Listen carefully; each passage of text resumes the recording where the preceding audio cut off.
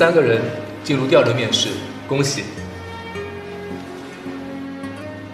面试的题目是共同完成一项旅游提案。在这之前，你们为什么会选择我们公司？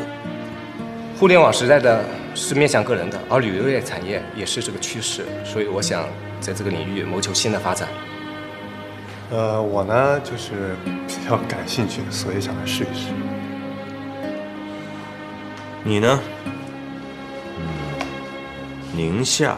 宁夏。为什么要来我们公司？因为我在你们的网站上看到过90%的主题都和爱情有关。虽然说我没有谈过恋爱，但是呢，我看到过很多相关的书籍和电影，而且我也想象过爱情的样子。我觉得爱情和旅行是一样的，都是2个人一起欣赏路边的风景，一起克服困难，一起到达终点。我希望我可以成为这种浪漫之旅的护航员，给大家留下更多美好的回忆。因为我工作有理想，所以呢，工作起来会更有热情。你26岁了，没有谈过恋爱？对。那么，26岁，没有谈过恋爱，没特殊经历，学历很低，既没有好好读书，也没有享受人生，你都干什么去了？人生过成这样，还口口声声说你会对工作投入激情，难道你不惭愧吗？你别管我了，你快点走吧。我该不该把自己施救者的身份亮出来呢？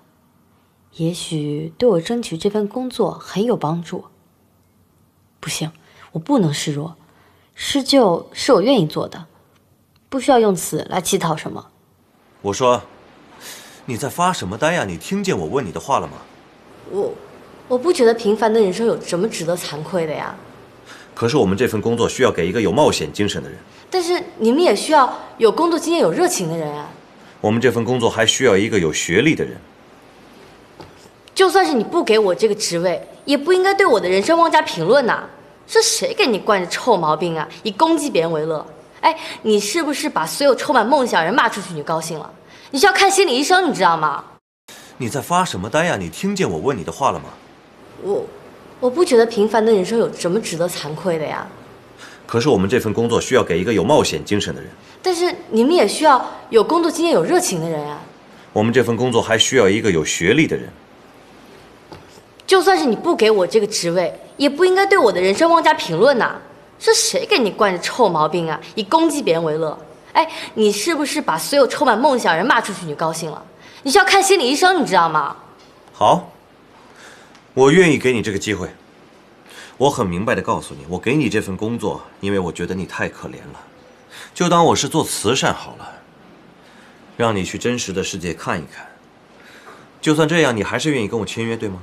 即便被我羞辱了，想想月底要交的房租，想想这份工作带来的虚荣心，每天可以和这座城市里最优秀的族群进出同一栋大楼，拿着一杯咖啡，挂着一张门卡，穿着职业套装进进出出的。上班呢也不用挤地铁，出差入住高档的5星级酒店，再也不用挥舞着一面廉价的小红旗，带一群只会找麻烦、挑剔、不愿多花1分钱的游客，再也不用蹲在人满为患的旅游景点旁边扒一盒盒饭。所以想到这些和理想一点没有关系的便利，你还是会接受这份工作的，我说的对吗？所以别再说工作是为了理想。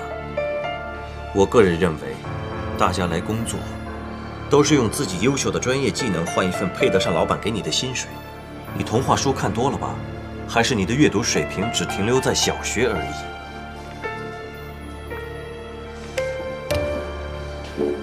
你真的是让我大开眼界，我从来没有见过像你这样充满偏见的人。这就是你说的真实世界吗？你根本就不懂我们的苦衷，你凭什么这么刻薄？刻薄？哼，是你自不量力好不好？我发现你除了耍2句当导游时的嘴皮子，也没有什么特别的长处。你根本不知道什么叫事业，理想只不过是你们逃避失败的一个幌子，让你能坚持下来。别啰嗦了，签还是不签？这是你最后的机会。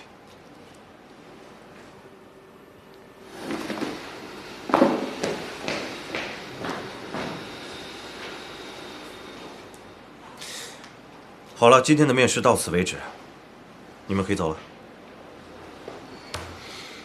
每一个人都让我很失望。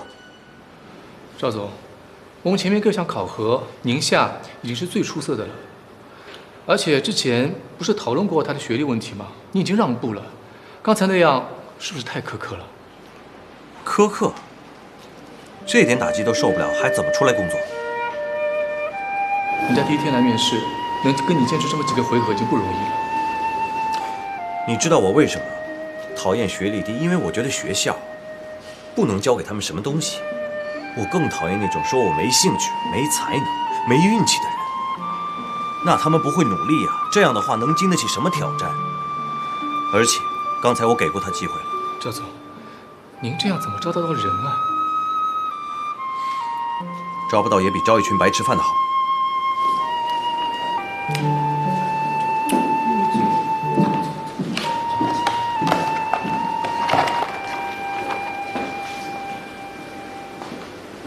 秦昊，你这个大混蛋，就是你非得让我来吧？你看我现在被人骂出去了，你骂出去你还高兴了吧？我就说嘛，我一个职高生，我怎么跟别人比呀？真是就是你，气死我了！你就这样被人骂。好了，我不跟你说了，我先挂。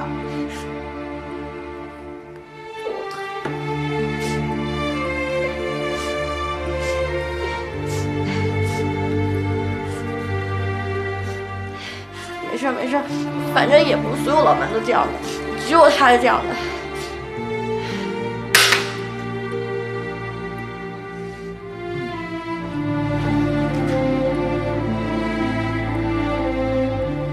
看来老板低不下高贵的头啊！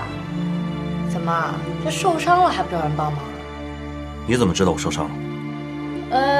我瞎猜的呀。哎，你是不是觉得你刚刚把我骂哭了？现在我为了帮你，觉得不好意思啊？不过没关系，反正呢，我也不想在你们公司应聘了，你也不是我的准老板，别觉得尴尬。怎么，不要啊？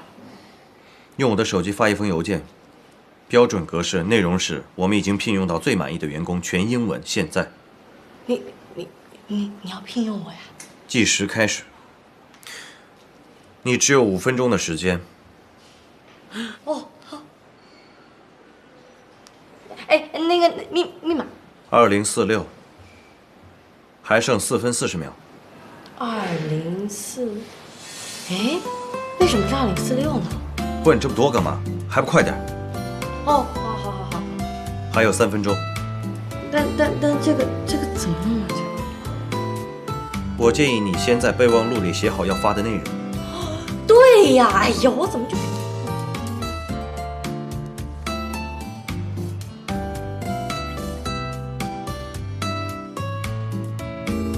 时间到。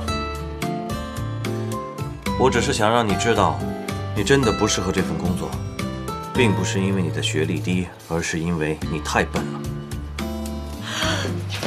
哎，赵总，其实原来我是不想来面试了，但是我突然发现能教会我很多东西。我知道我学历不够高，但是没事啊，我可以努力啊。哎，要不然这样吧，就是咱们前3个月的那个试用期工资，我可以1分钱都不要，这是高学历的人做不到的。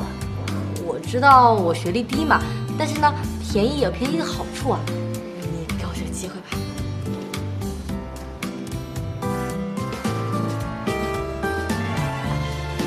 赵总。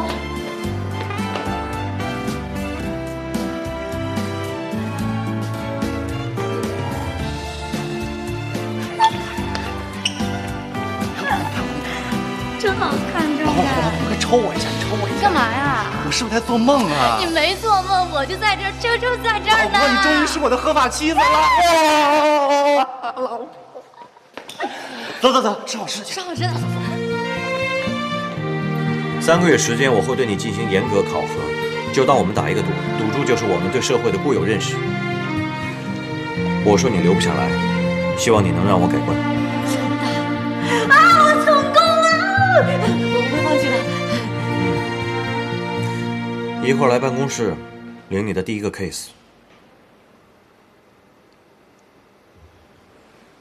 来之前请把脸洗干净。我跟你说，宝成功了。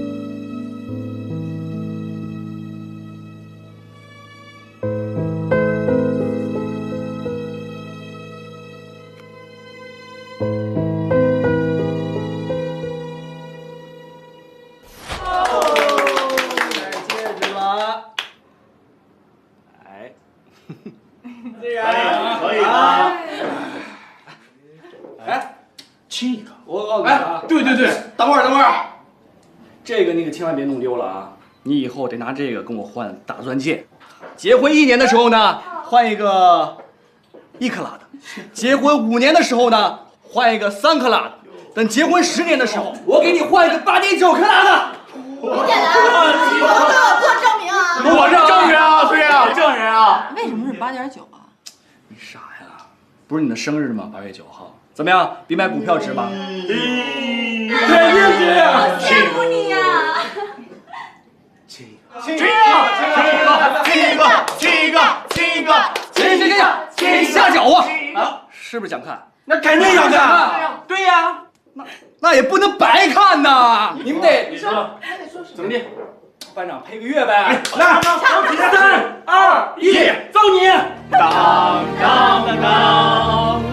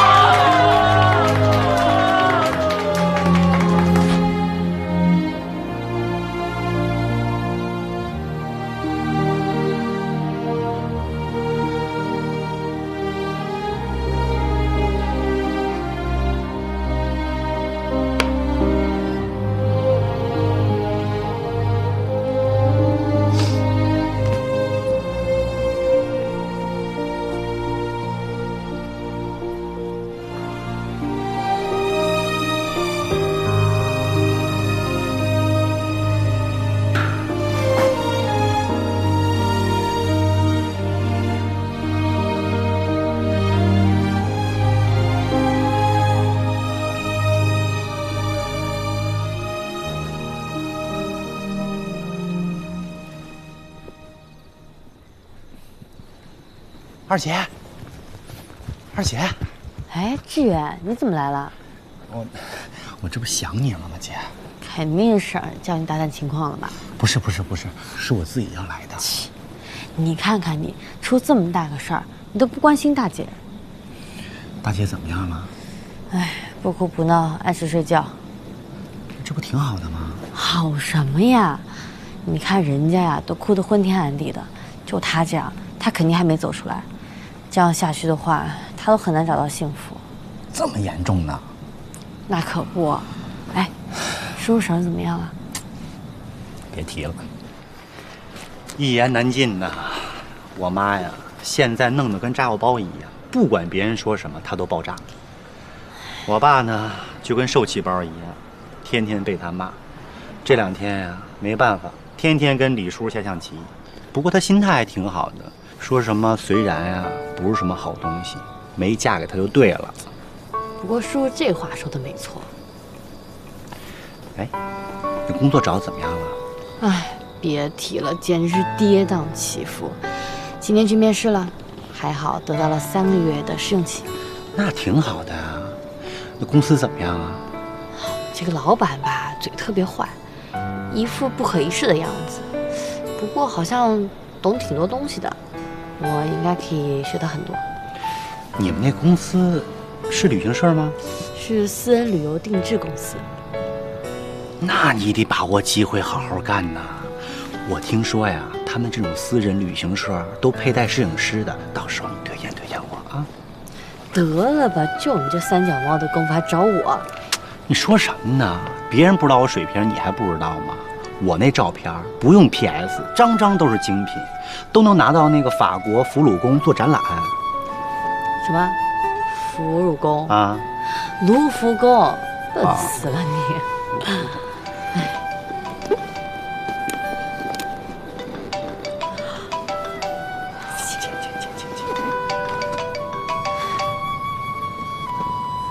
喂，姐。小夏，你在哪儿？哦，我在家附近呢。别上来了，楼下等我。哦，好。哎，姐说她马上过来找我们，我们在家门口等她吧。赶紧的呀！走。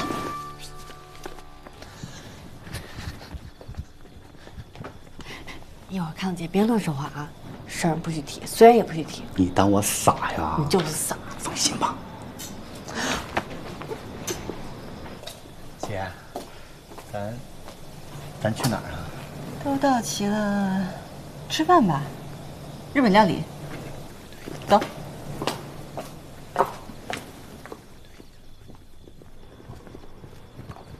小夏，最近不好意思啊，打扰你了。姐，干嘛那么见外啊？今天我跟大家宣布一件事情，我明天就要和随然离婚了。从今以后，我跟他就彻底没有任何关系了。你们放心，我没事儿。我相信我很快就可以振作起来，然后忘掉所有过去的不愉快，重新开始新的生活。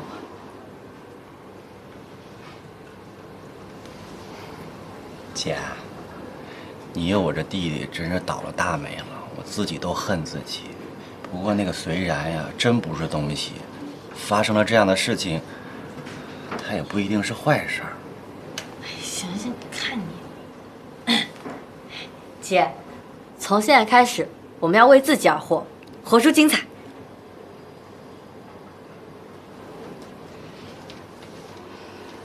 我们一定会幸福的。干杯！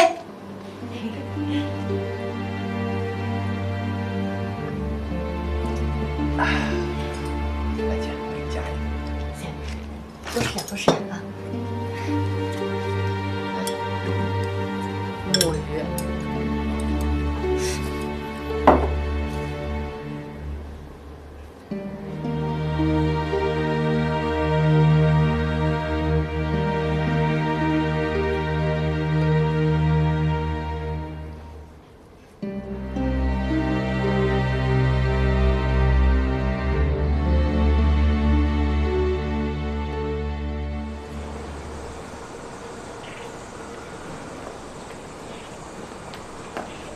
心儿，真不好意思啊，你离婚，我结婚，几天没见，你好像憔悴了不少啊。所以说这个女人啊，真的不能少了爱情的滋润，不然就像是霜打的茄子一样。对了，忘记告诉你了，我跟虽然那天我没有去婚礼现场，那个场面实在太寒酸了，我们怎么能去呢？我们商量过了，决定上你工作的蓝桥国际去办一个盛大的婚礼，届时会有很多上流人士出席，你有时间一起过来。没说完呢，心儿，忘记告诉你了，虽然已经进我爸公司了，现在是我爸公司总裁助理，怎么说也是有车有房有好媳妇儿。你不应该恭喜我们吗？婚礼别忘来啊！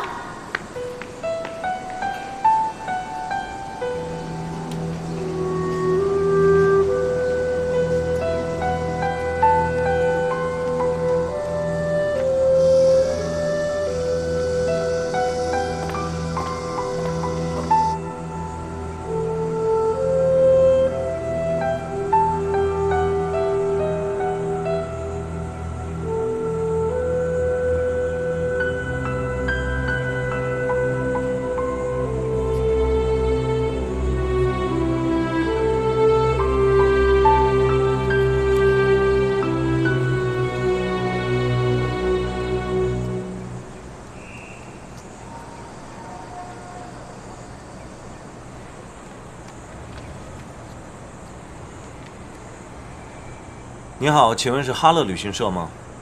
是的，先生，请问有什么可以帮助您的吗？我们旅行社今年新推出了很多优秀的。我想查询一下，本月23号在3号公路贵公司的一辆旅游大巴被一辆轿车追尾。您有何贵干？我想寻找当时带队的导游。不好意思，他已经辞职了，一切行为与本公司无关。能告诉我他的电话吗？对不起，无可奉告。喂，这是什么烂公司？我是要找救命恩人，他们却拒之门外。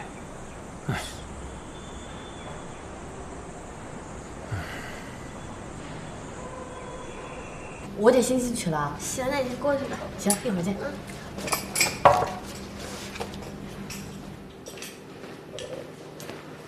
喂，你过来，过来。你抽空去一趟哈乐旅行社。哈乐旅行社？你紧张什么？和这家旅行社有渊源？啊，没有。好，你到哈乐旅行社以后，按照纸条上面的车牌，找到本月23号这辆车上的导游。赵总，你找他干嘛呀？我要感谢他。问这么多干嘛？找人就行了。问这。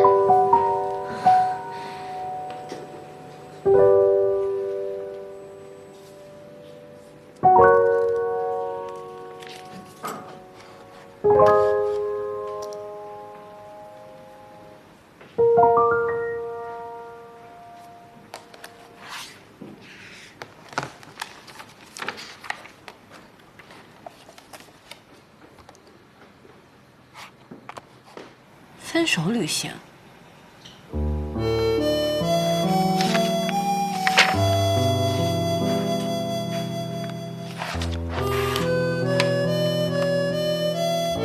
树洞先生，晚上好。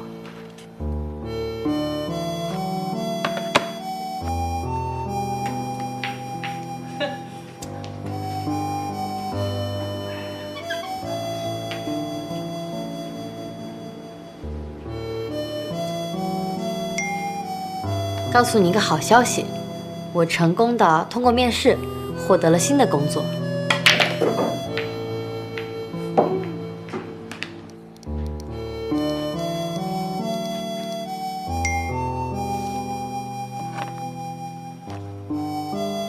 洪小豆，你很厉害，好好干。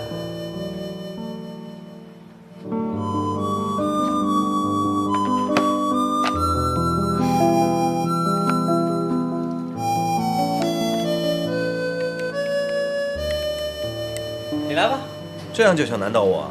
嗯？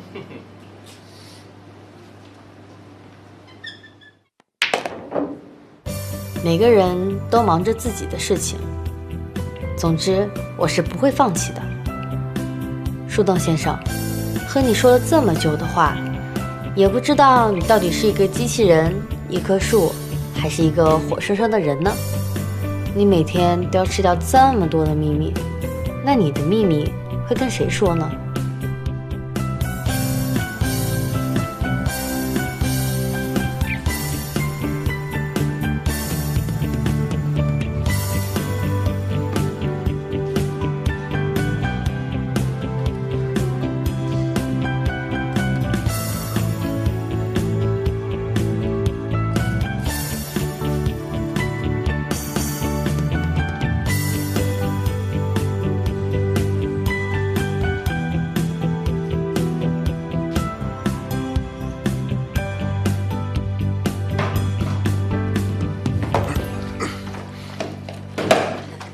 赵总，我自己来就行了。我不是想帮你，只是怕你砸坏了我们的饮水机。还有，我已经好了，别把我当老弱病残。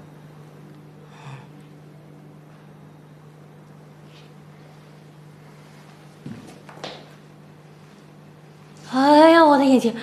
哎呀，我的眼睛！怎么会有沙子呢？真的很奇怪，这个大室内的还会有沙子。哎呦，有点疼。可恶！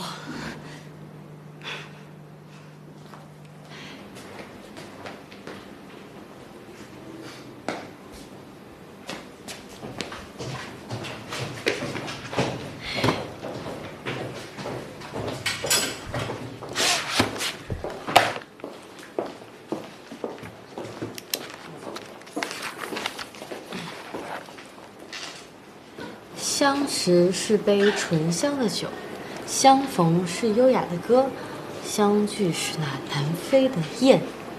那开心的往事不为别的，只为那份纯真的友谊和彼此的依恋。写得好，写得好，也可以有啊。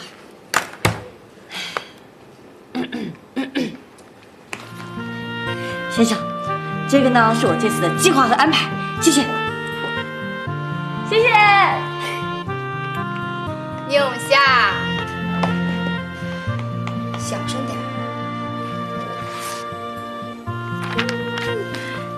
一定可以。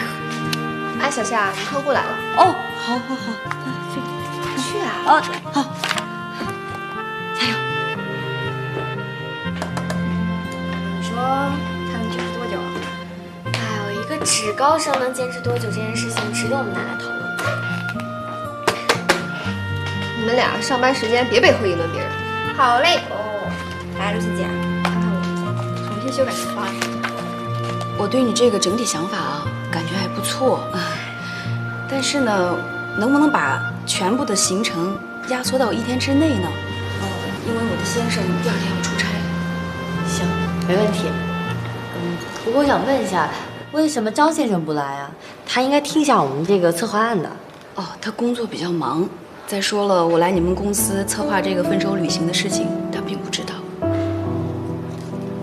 哦，对了，我还有个要求，就是关于温情的方面，能不能减少一些，就换成那种象征着我们的婚姻走到了终点这个项目，好吧？另外，还有找一个有纪念意义的地方，了断了我们的过往。哦，对了，我们曾经在一个大树下面埋过时间胶囊，我们想把它挖出来。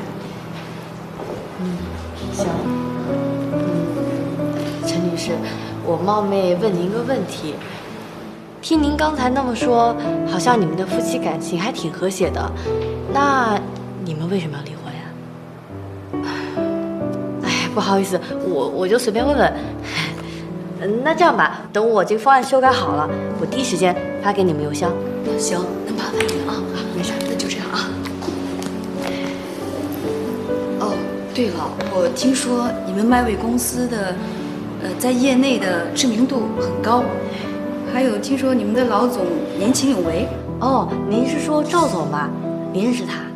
哦，不，我不认识他，我是听朋友介绍才来的。不过，确实是很专业。哎呀，谢谢您，谢谢您，我很满意。好了，那就这样吧。那您慢走。哎，好，再见啊。好，慢走。哎，再见。真奇怪，为什么要离婚啊？你是做项目的，不是查户口的，人家离婚和你有什么关系？我不是这意思啊，我就觉得劝和不劝分嘛。这是你接的第1个 case， 你最好小心一点，不要再被我抓到打探客户隐私的这种事情，明白吗？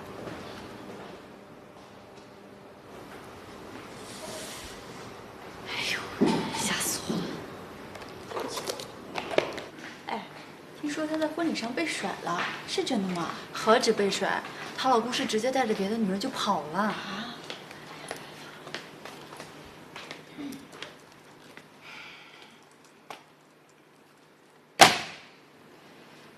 感谢各位对我婚变事件的关心。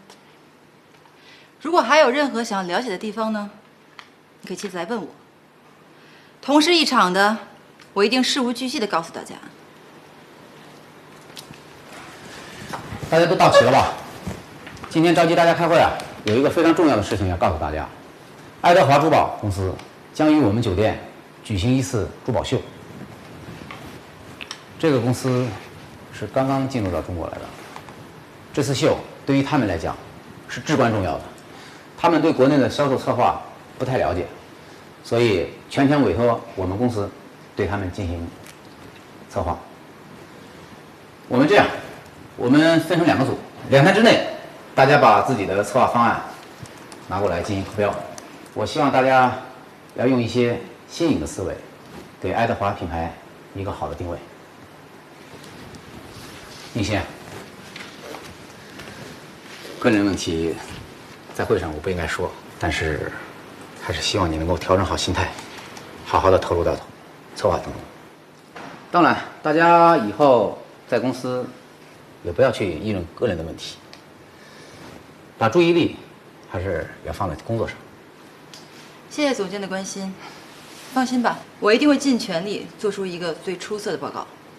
好，大话可先别说在前头，咱们2天后见分晓。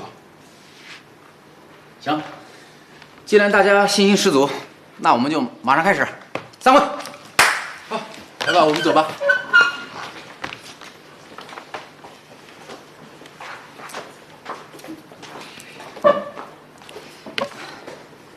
艾米，你去调查一下关于近期珠宝秀展出的情况。好的。Sherry， 你帮我查一下这个爱德华珠宝公司，他们公司的背景，还有他们对于产品的定位。嗯，好。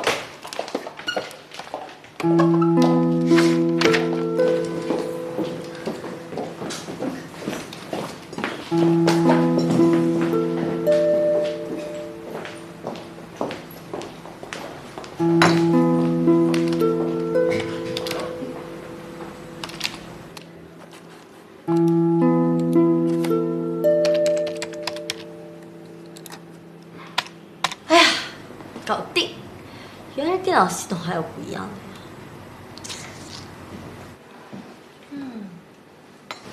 呀。Lucy 呢？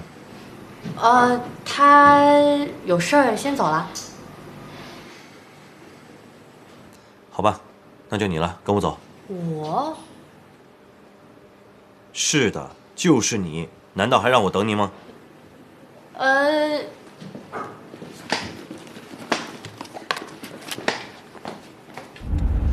赵总，你到底要带我去哪儿啊？轮不着你打听的事。那你干嘛叫我出来？等一下你就知道了。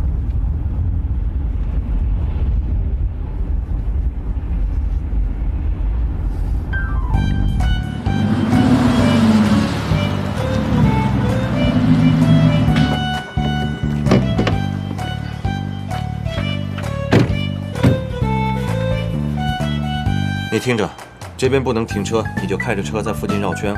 我办完事打电话给你，然后你过来接我。啊，赵总，但我不会开车哎。拜托，你除了吃还会干嘛呀？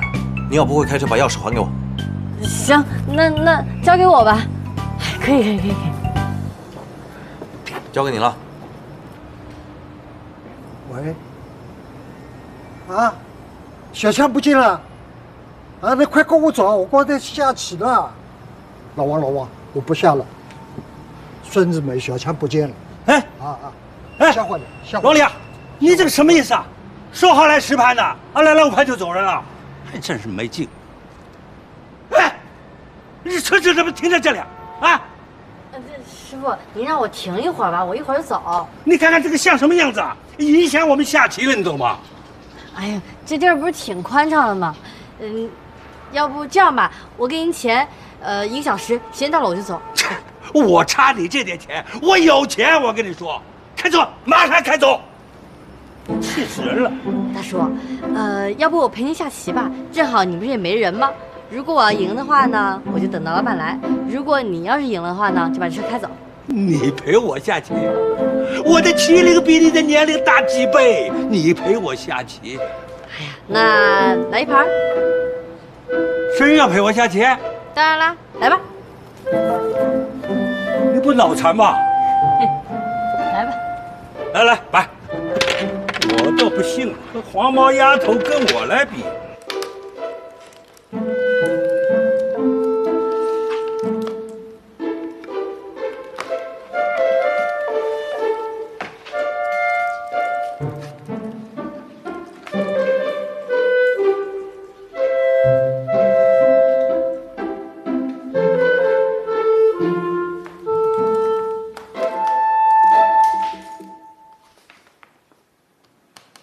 那以后还请各位多多担待，公司的发展还需要靠各位前辈的支持。丹桥在这里感谢了。OK， 你赵丹桥说要出来干点事，我们能不顶一下住吗？嗯，谢谢。OK， 保持联系啊。好的，一定。好，拜拜，拜拜。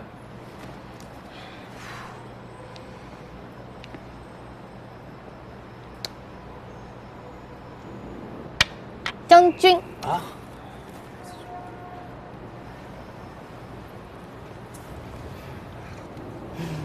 老王啊，你怎么会下不过有小姑娘啊？刚才应该别那个马。哎，您什么意思啊？你这不是马后炮吗？啊，观其不语真君子，你懂吗？别乱说，别乱说啊！好了，别吵了，让他想想吧。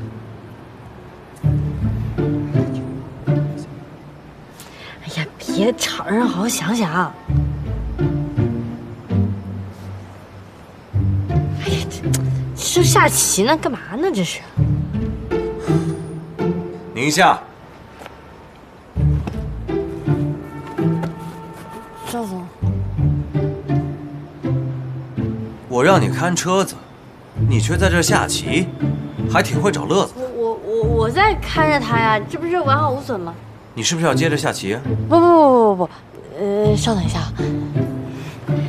各位大叔大伯们，今天特别感谢你们，但是我得先走了。要走了？我还想报一箭之仇呢。但是我老板叫我赶紧回去。小姑娘，我不得不说，你呀还真有两把刷子。我呢愿赌服输，下回啊咱们再大战300回合，怎么样？行，一言为定。好。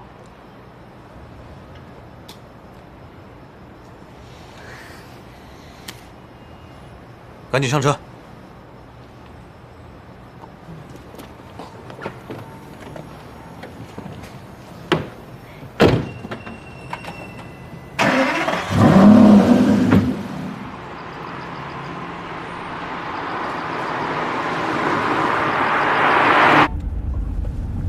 没想到你还挺会下棋的。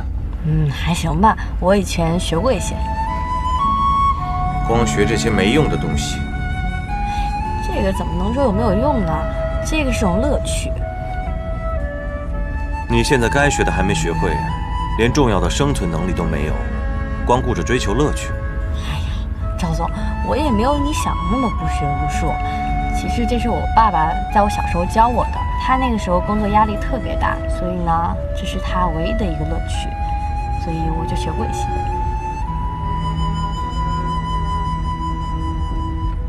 那现在呢？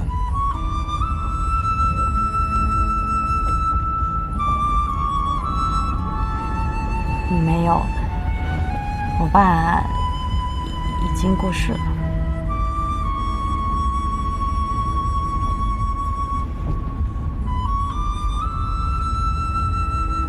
抱歉。没事儿，很久以前的事情了。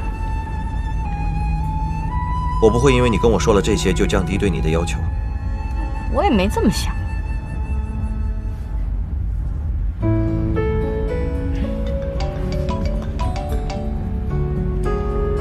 喂，志远，怎么了？什么？你们胆也太大了吧！这样吧，秦昊酒吧见啊，一会儿过去，啊。哎呀，赵总，我弟弟出事了。哦，那我给你放在最近的地铁站。怎么了？难道你把我当司机，让我把你送到目的地？啊，不，没，你就前面放下就行。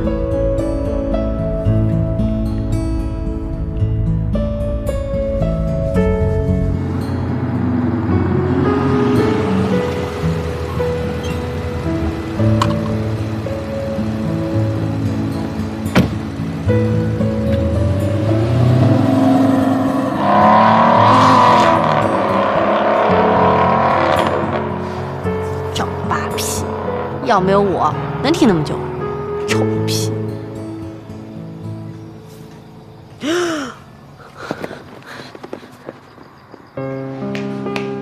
呀，什么情况？姐弟俩都来了，喝点什么？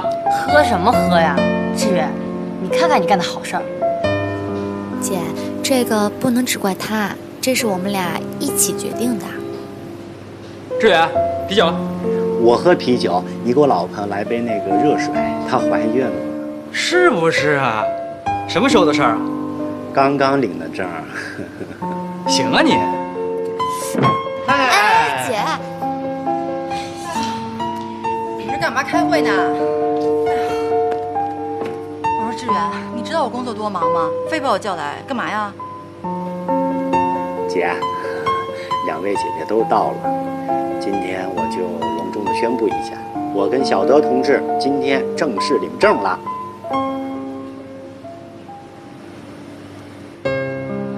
小德，你们开玩笑呢吧？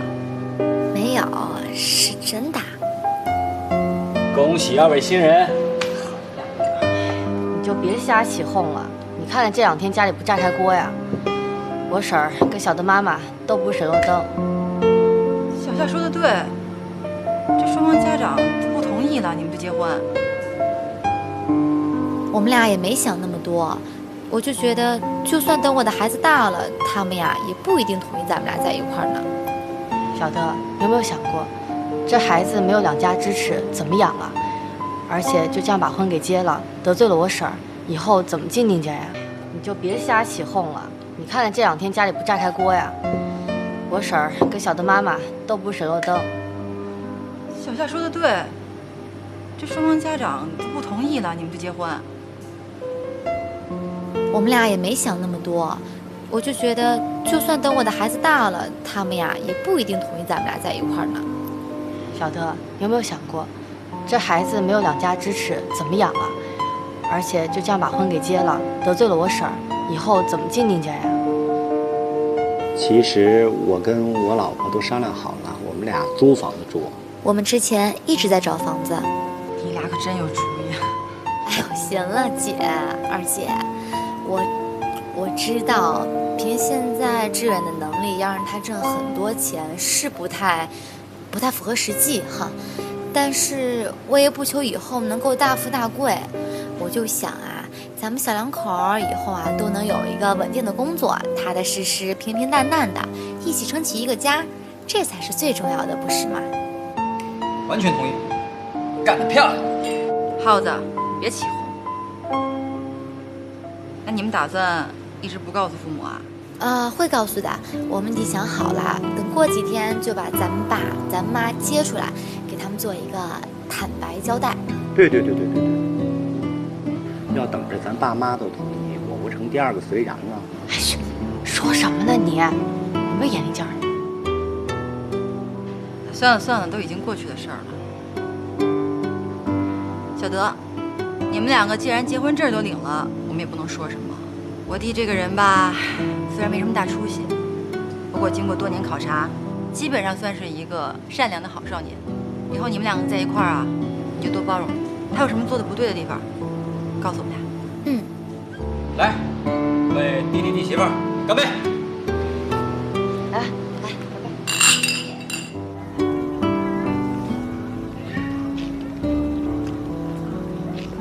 小德，其实我挺佩服你的，无论是在感情上，还是在婚姻上，你都比我成熟。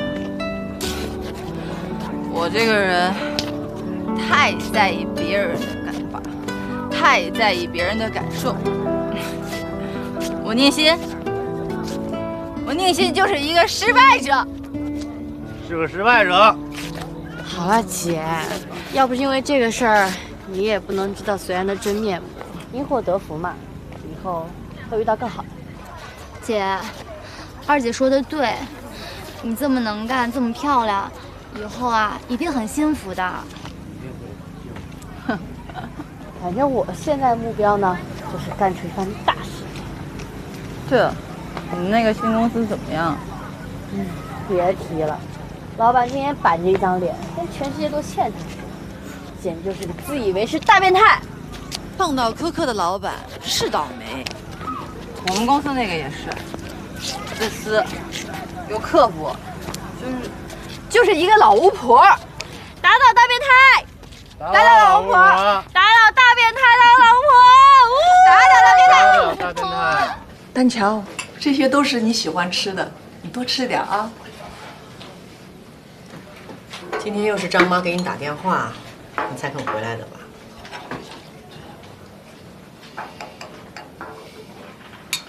见过我的那几个老朋友了？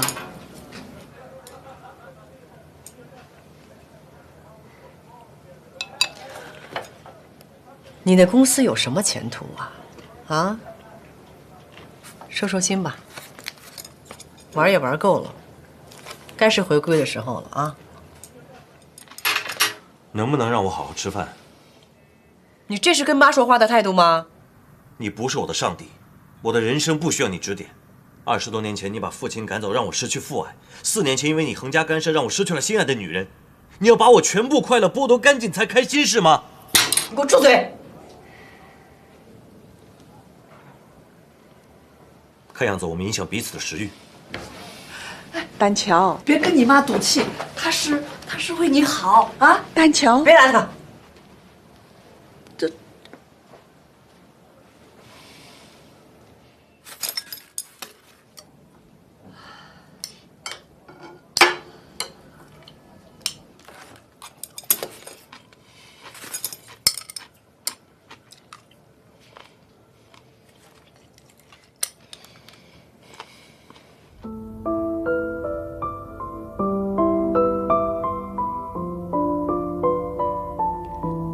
树洞先生，人世间的烟火会有多少次无罪的错误和迷失？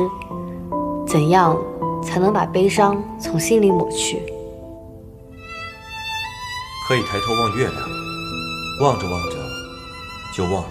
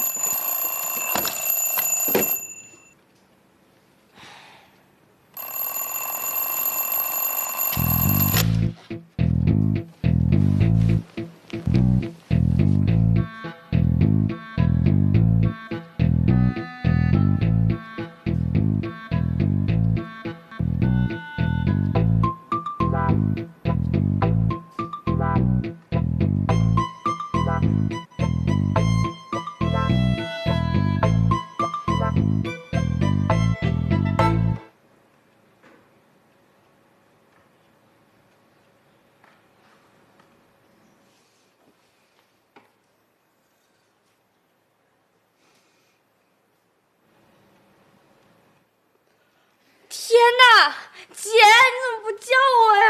啊！哎呦，小夏，你能不能优雅一点啊？你这样都不优雅了。哎呀，什么优雅？我都迟到了。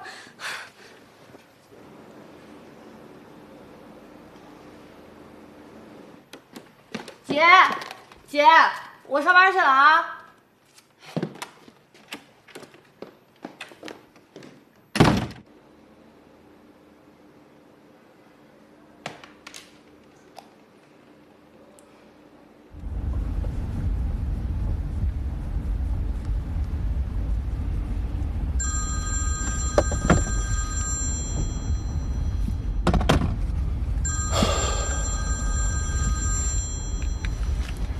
妈妈，您那儿现在是凌晨啊，怎么还不睡呢？妈睡不着，整宿的睡不着呀。儿子，你要给妈讨回公道啊！啊！妈，你放心吧啊，儿子现在就去蓝桥国际，一定给你讨回个公道。乖，早点睡啊。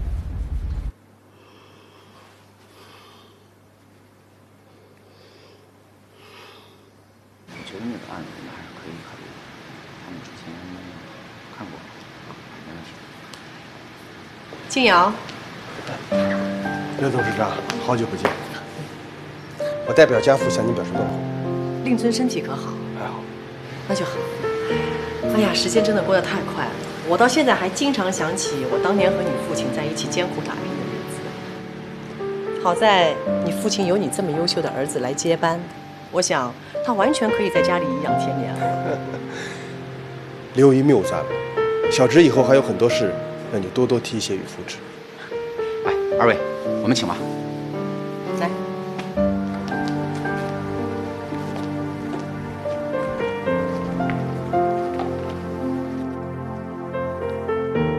冯先生，董事长，经过我们企划部分成2组，日夜加班加点，在短短的2天时间，我们就已经拿出了爱德华在中国的首秀策划案，请冯先生定夺。虽然我和爱德华珠宝的冯董事长是至交，小冯总也是我的世侄，但是我们还是要公私分明。同时呢，我也特别感谢爱德华珠宝对我们蓝桥国际的信赖，因为这关系到爱德华珠宝能否打开中国内地市场的首站，也关系到我们蓝桥国际能否与爱德华珠宝进行长期合作的一个关键。今天是我们第1次镜头会，我相信我们的企划部一次不行，重新做方案，一定要在规定的时间内做出让爱德华珠宝满意的企划案。一句话，势在必得。好，那下面有请我们企划1组的组长讲几句。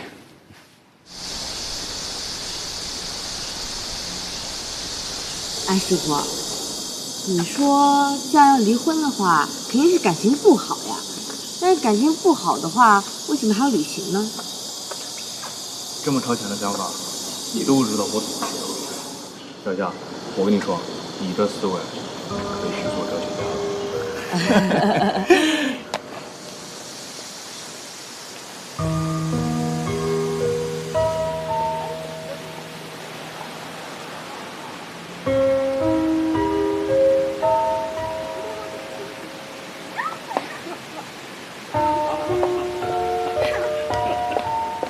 张先生早，陈女士早。好早。你好。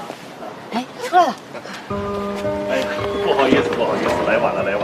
你看啊，她要化妆的。不好意思，定制的好，上车吧。慢点啊。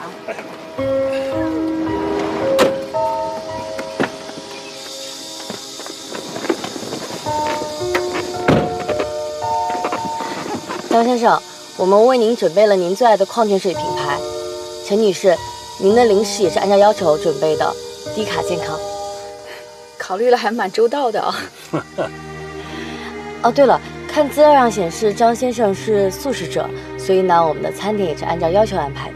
对，张先生啊，平时就爱吃素食，其他油腻的一概不沾的，除非有很重要的应酬，一般都在家吃饭。哦，那也挺好的呀。哎呀，现在男人都爱去外面应酬，张先生这样的人呐，已经不多了。这人呢，过分的清心寡欲，这日子过得又有什么意思呢？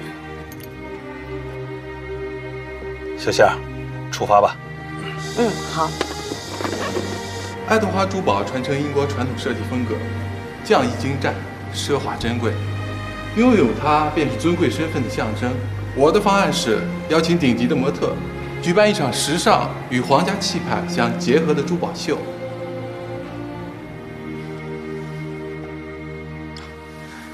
好，那下面有请我们企划2组组长讲几句。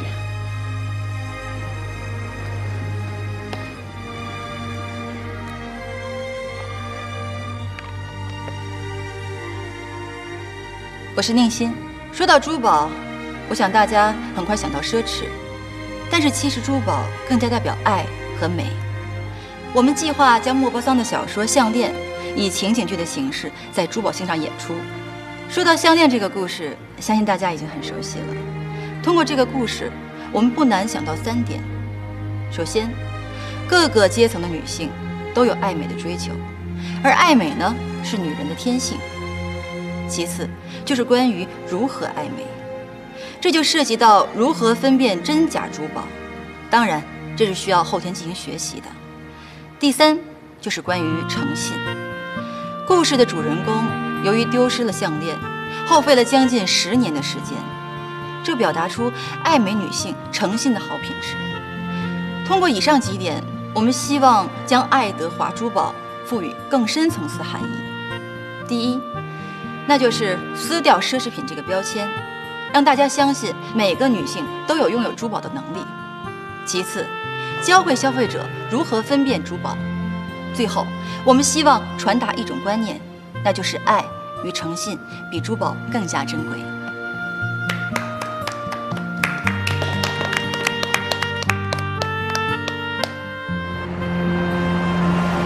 树洞先生，人永远不会珍惜3种人：一是轻易得到的；2是永远不会离开你的；3是那个对你一直很好的。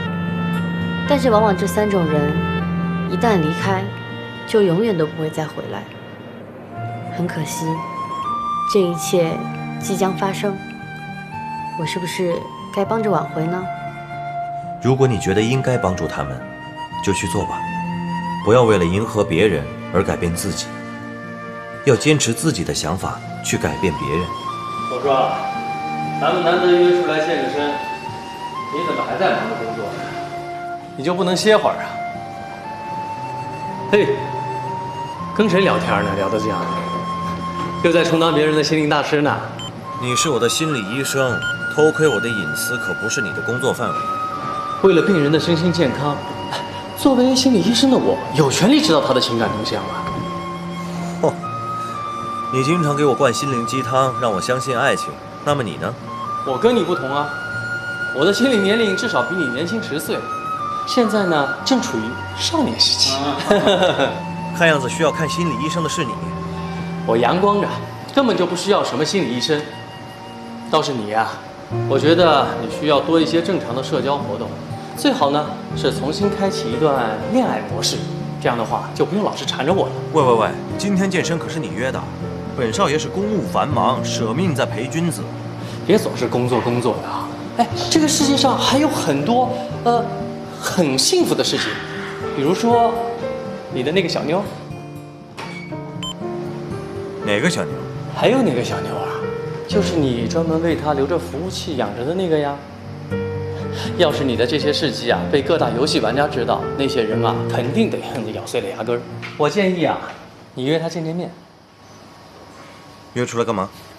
因为你需要一些正常的社交活动啊。我没有吗？当然没有，你以为呢？要不是你每个月给我1万把块钱，我才懒得陪你聊天呢。嘿，哥们儿，这一听就是句玩笑话啊，可千万别玻璃心啊。哎，行了，一会儿咱们吃什么去啊？那得你请客，要不然又说我用钱买朋友。哎，行，你说什么就是什么，我的玻璃心王子，请。哎。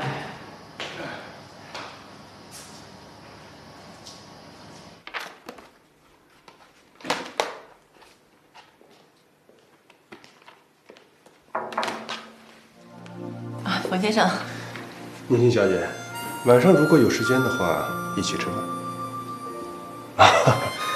你刚拿下了我们公司的企划案，我觉得我们需要沟通一下。这其实都是我分内的工作，应该的。冯先生，你千万别这么客气。我觉得正因为如此，我们才需要更多的了解。接下来的工作是你和我对接，所以找个机会聊一聊。林夕，如果方便的话，就答应冯总好了，这也算是工作内容之一嘛。好。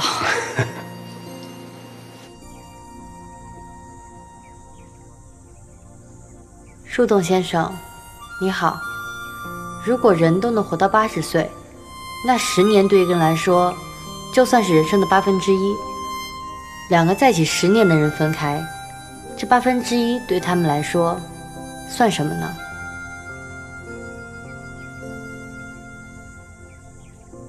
同济中学77届一班同学会时，陈萍萍同学因为崴脚掉队，赵志伟同学就背着她走在队伍的最后。途中你们在这里休息，互诉生活和爱情的挫折，然后定情。哎，张先生，您不是叫张志伟吗？怎么写赵志伟？是不是打错了？我以前姓赵，现在姓张。啊，不好意思，那我接着念。没关系。随着时光的变迁，你们一起经历了酸甜苦辣、喜悦和悲伤。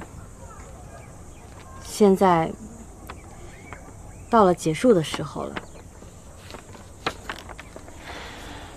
接下来，请你们为你们的情感画上一个句点。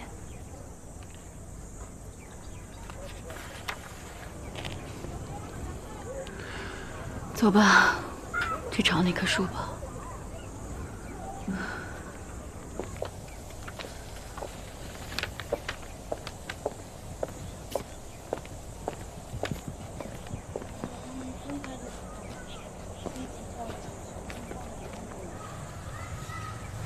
老张，啊，这都过去10年了，你当时埋了那个罐子是在哪棵树下面？还记得吗？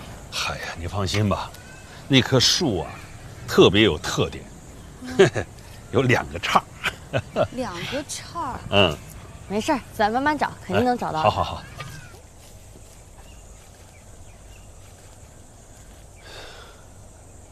哎，张先生啊，是这棵树吗？这棵树不是，这是3个叉的。啊？不是说2叉吗？这个呢？这个像吗？这个也不是，那个分叉的地方特别矮。会长高的吧？不是这个，不是这个。往那边走走看。张先生，是这棵吗？哎，这个是矮的。嗯，这棵差不多应该是这棵。这么大了！天哪，10年长了这么高。给。是这个。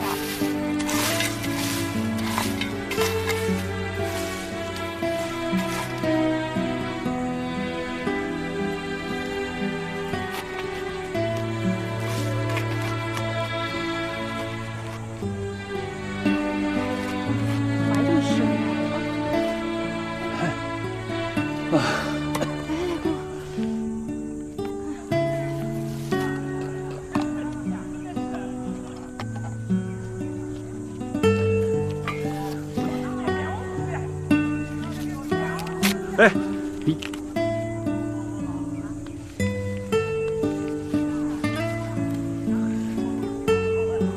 非要这样吗？我们不是已经说好了吗？走吧，去下一个地点吧。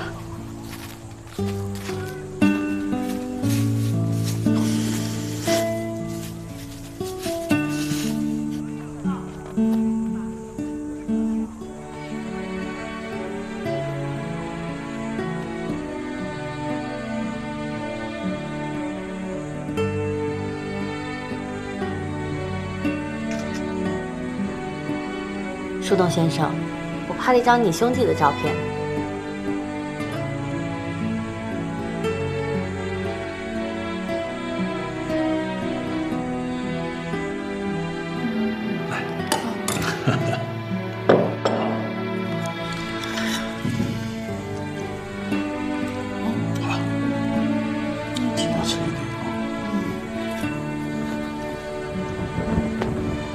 师傅，师傅，你说他俩感情这么好，为什么要离婚？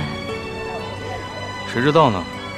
或许在我们没有看到的地方，他们也有过不合适的时候。不是吧？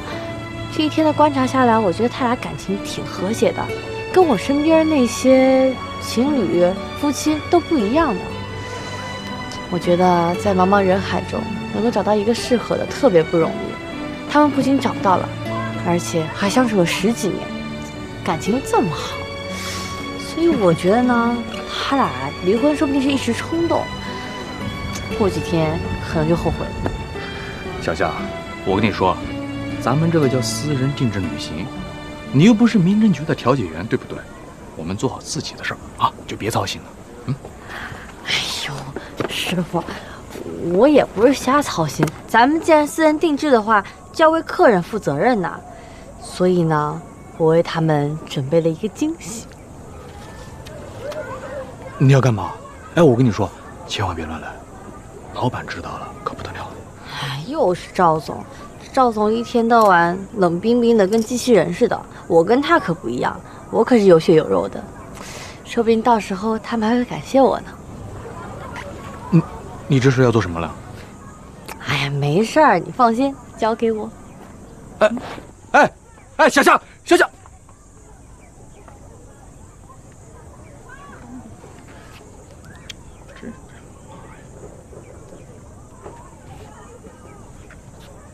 喂，卢 Sir， 哎，我跟你说，那个新来的小夏，啊，对，出了点状况，现在，啊，你赶紧跟老板说一下啊，啊，好，我现在过去看着，啊。我要情侣套餐1份，没有听清吗？好的，先生。赵大少爷，你干嘛？是要跟我求婚吗？哼，跟你求婚？你当我瞎呀？那你想干嘛呀？啊，这家餐厅本来就是人家约会求婚的地方，咱们2个大老爷们往这一坐，本来就挺奇怪的。哎，你又非得点什么情侣套餐？哎，你这不是让周围人类的目光更加的刺眼吗？你没看见吗？啊，一个个都跟利剑一样的刺在你我身上。喂，我是来考察的，知道吗？考察什么？考察我对你的真心啊！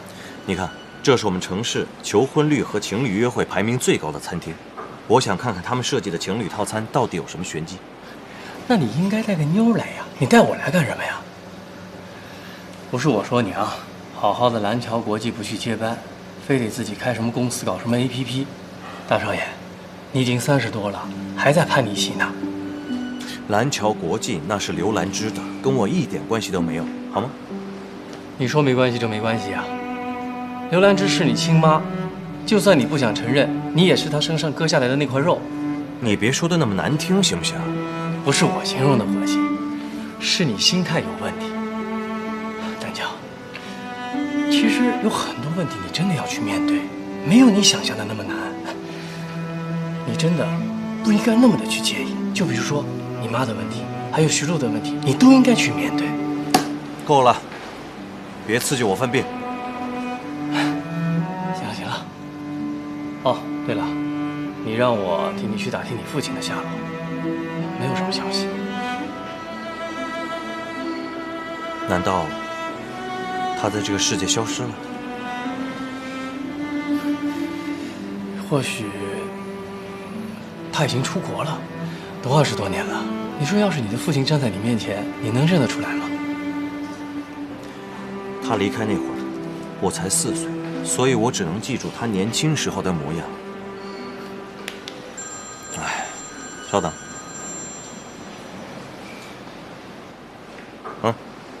你好。是，我知道。好，我马上过去。好了，我先走了。这顿算我欠你的，下一次你选地方。哎，怎么了？说走就走的？那这情侣套餐怎么办啊？就当是给你左右手点的吧，让他们好好庆祝一下。